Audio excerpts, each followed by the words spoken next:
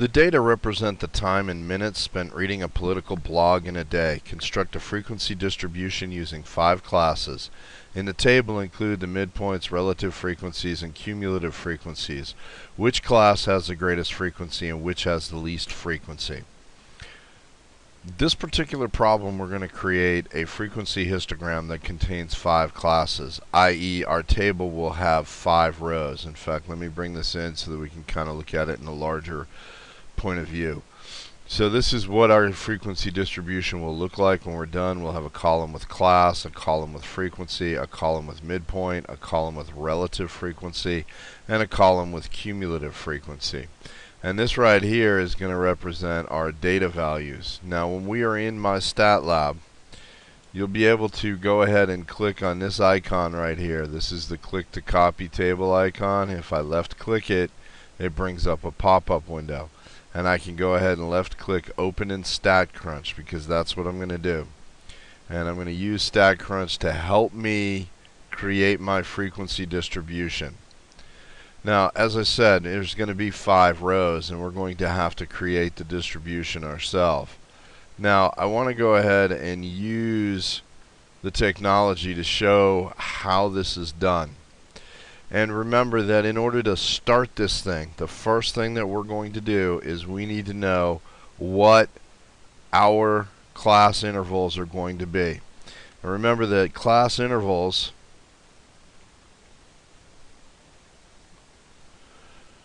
will be equal to the range divided by the number of classes, which I already know that I have a range, or I should say I have a number of classes that's going to be equal to 5. That's what the problem asks me to do.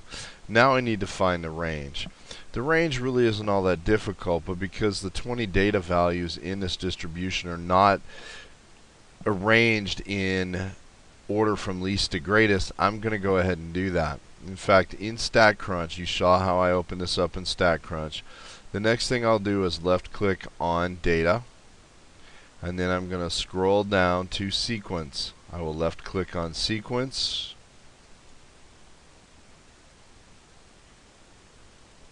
Sorry, that should have been sort, not sequence.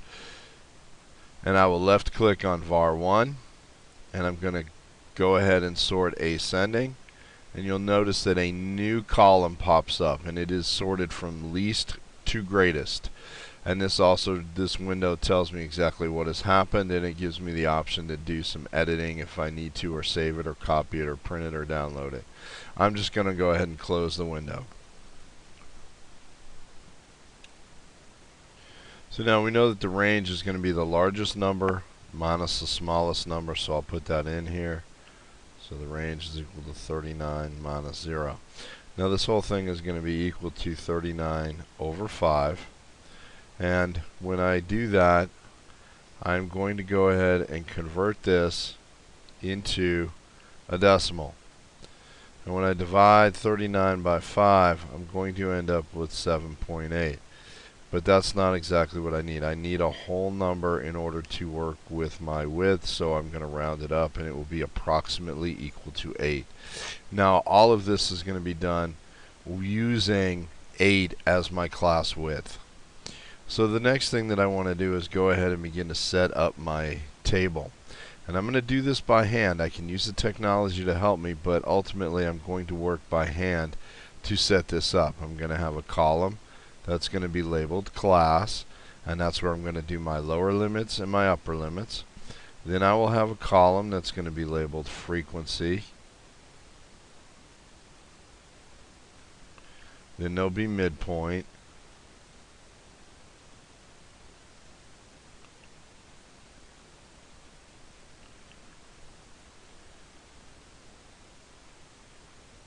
And we're going to have the relative frequency, and we'll have the cumulative frequency. So we put relative frequency right here. And we're going to go ahead and put in the relative frequency and the cumulative frequency.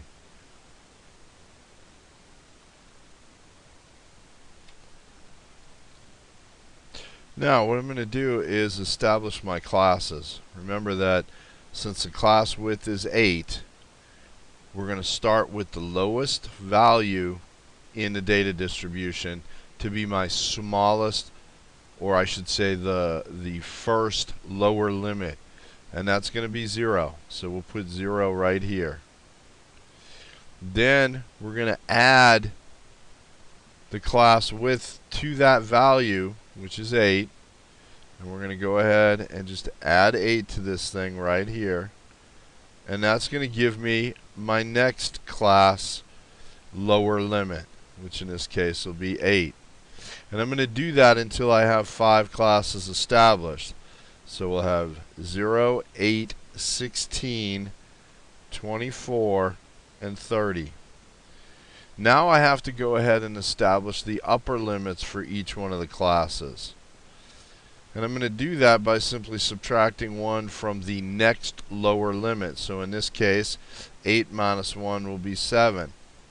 And I don't have to continue to do that because I can add 8 to this. 7 plus 8 is going to be 15. That's going to give me my next upper class limit. And you'll notice that it is 1 lower than this one right here.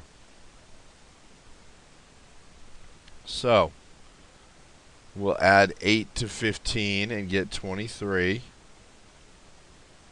We'll add 8 to 23. Alright, so when we add 8 to 23, we'll get 31. And I believe I had said 30 earlier. That should be 32. And then we'll add 8 to 31 and get 39. And now we have established our 5 classes. That's going to be the first column. And then we need to go ahead and determine what the frequencies are for each one of these classes. So the best way to do that is to go back into StatCrunch, and we're going to use StatCrunch to at least calculate the frequencies. We're going to do that by starting with data once again, and then we're going to scroll down and left click bin. We're going to select the column that we want to bin, which in this case is going to be sort var1, which I can change that if I wanted to, but you don't need to. Then I'm going to left click use fixed width bins, and we're going to start at our lowest limit, which will be 0. And then we're going to put in the fact that the bin width is 8, and we'll type in 8. And we're going to include our left endpoint because that's what we're going to key on. And we'll left click compute. You'll notice in this next column it tells you what belongs in which class. For example, you'll notice that these first 5 are in the first class from 0 to 8. Now I know it says 8 here, but you'll notice that it also says 8 over here on the left. These are going to be your lower limits on the left, and you're going to subtract 1 from the ones on the right to get your actual upper limits as indicated in the notes right here. Okay? So, how many numbers do I have in this first class? I have 5. I'm going to come back over here, and I'm going to write 5 for my frequency. Right here. Then we're going to look from 8 to 15. Notice that it's listed as 8 to 16, but we will consider it as 8 to 15. And we are going to highlight everything that's in the 8 to 15 class, which will be 6. So we'll go ahead and write down 6 here. And then we're going to look at the class for 16 to 23. In StatCrunch, it's listing it as 16 to 24, but you should understand what's going on as far as that upper limit by now. There's going to be 2 in that particular class, and then we're going to do the same thing for the 24 to 31. So I have 24, and that's going to go up to 27, and that will be 4. And by default, that leaves these last 3 values in the last class. So we'll go ahead and write that in. Now, one of the things that you need to remember, and this is a good quick fix to help you, or mnemonic to help you make sure that you've got the right values. Sigma F, the big sigma is the Greek letter for add or sum. F is the frequency. We're going to add the sums, or add the frequencies. We should come up with a total that is equivalent to the number of data points that's in the distribution, the original distribution. If we don't, then we did something wrong. So we'll look at this, and we have 5 plus 6 is going to be 11, plus 2 is going to be 13, plus 4 is 17, plus 3 yields 20. And now I need to go ahead and find the midpoints. Well, we're going to look for the midpoint in this first class, which is from 0 to 7. So I'm going to add the two endpoints and divide by 2, which is going to be equal to 7 over 2, which is equal to 3.5. That's the first midpoint. I don't have to do that for each individual class now, because all I need to do is go ahead and add 8 to each one of these subsequent values to get the next value.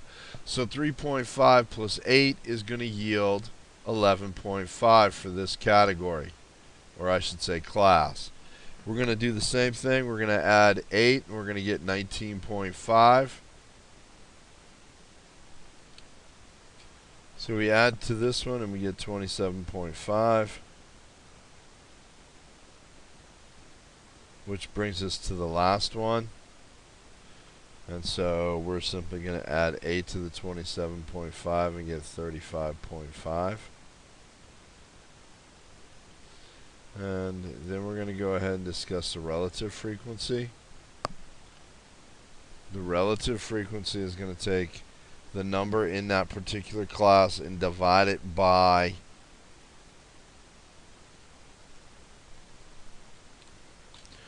Okay, so let's do the relative frequencies. And like I said, what we're going to do is we're going to take our frequencies right here. We're going to divide them by the total number of data values. In this case, it's going to be 5 over 20. So we go ahead and we divide 5 over 20. And so this is equal to 0.25. And we're going to do that for each subsequent frequency. This one is going to be 6 divided by 20, which will give us 0.3. This one is 2 divided by 20, which gives us 0.1. This is going to be 4 divided by 20, which will give us 0.2. And then finally 3 divided by 20, which will give us 0.15. Now, the cool thing about this is, to make sure that you've done this right, you should go ahead and sum the relative frequencies. And you should get very close, if not exactly 1. And that's what we have in this case when you add 0.25, 0.3, 0.1, 0.2, and 0.15. And now we're going to do the cumulative frequency. And for the cumulative frequency, we just start with this first data value, 5, and we're going to put that right here. Then we're going to add the next data value, which in this case is 6, and that would give me 11. And keep going. Plus 2 will be 13, plus 4 will be 17, plus 3 will be 20. And this value right here should be your n. That's going to match how many data values you have in your distribution. Well, now that we've done that, we can go ahead and put these figures into our frequency distribution in my stat lab. We no longer need this over here, the StatCrunch. We can go ahead and get rid of that.